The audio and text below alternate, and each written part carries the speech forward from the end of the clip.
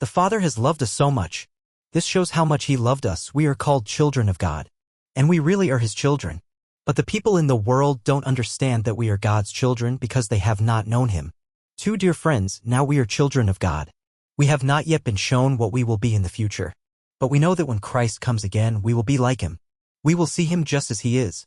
3 He is pure, and everyone who has this hope in Him keeps themselves pure like Christ. For anyone who sins breaks God's law. Yes, sinning is the same as living against God's law. 5 You know that Christ came to take away people's sins. There is no sin in Christ. 6 So whoever lives in Christ does not continue to sin. If they continue to sin, they have never really understood Christ and have never known Him. 7 Dear children, don't let anyone lead you into the wrong way. Christ always did what was right. So to be good like Christ, you must do what is right. 8 The devil has been sinning since the beginning. Anyone who continues to sin belongs to the devil. The Son of God came for this, to destroy the devil's work. 9 Those who are God's children do not continue to sin because the new life God gave them, stays in them. They cannot keep sinning because they have become children of God. 10 So we can see who God's children are and who the devil's children are. These are the ones who are not God's children, those who don't do what is right and those who do not love their brothers and sisters in God's family. 11 This is the teaching you have heard from the beginning. We must love each other. 12 Don't be like Cain.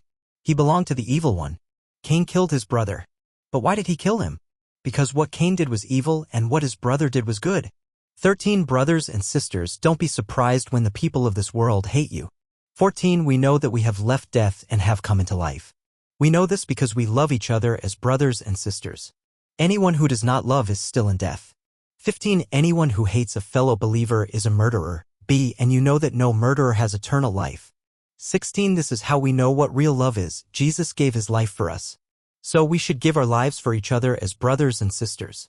17 Suppose a believer who is rich enough to have all the necessities of life sees a fellow believer who is poor and does not have even basic needs. What if the rich believer does not help the poor one? Then it is clear that God's love is not in that person's heart. 18 My children, our love should not be only words and talk. No, our love must be real. We must show our love by the things we do. 19 to 20 That's how we know we belong to the way of truth.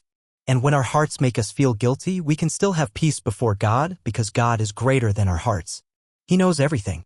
21 My dear friends, if we don't feel that we are doing wrong, we can be without fear when we come to God. 22 And God gives us what we ask for. We receive it because we obey God's commands and do what pleases Him. 23 This is what God commands, that we believe in His Son Jesus Christ and that we love each other as He commanded. 24 All who obey God's commands live in God. And God lives in them. How do we know that God lives in us? We know because of the Spirit He gave us.